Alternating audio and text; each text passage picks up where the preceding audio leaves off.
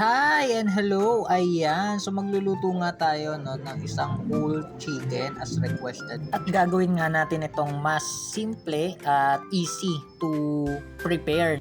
So tara, simulan na natin. No? So bumili nga tayo ng isang buong manok sa palengke. Lagyan natin ng bawang and then mag-chop na rin tayo ng luya at sibuyas. Ayan. So, lalagyan din natin siya ng siling green and i-mix na natin siya dun sa binili nating chicken. Ayan. And lamas-lamasin natin para kumapit yung kanyang lasa. Lasa ng mga ginayat natin ng mga recados, no?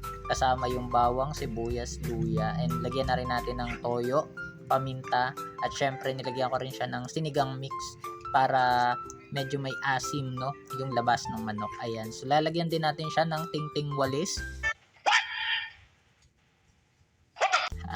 Charot lang, no.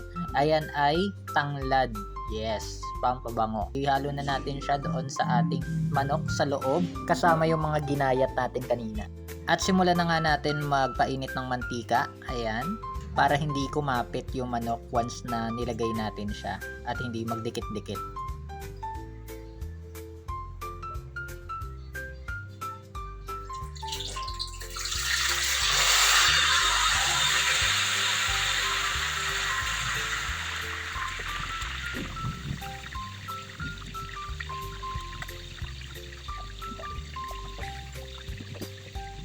Panatilihin nga natin na iniikot-ikot yung manok para hindi masunog yung bawat side.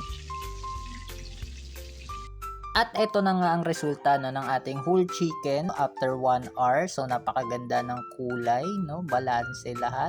Kasi pinanatili natin, pinaiikot-ikot siya, no, at hindi natin hinahayaan na ma-overcook yung bawat side niya. So masarap to na may kasamang wine. Ayan. So enjoy!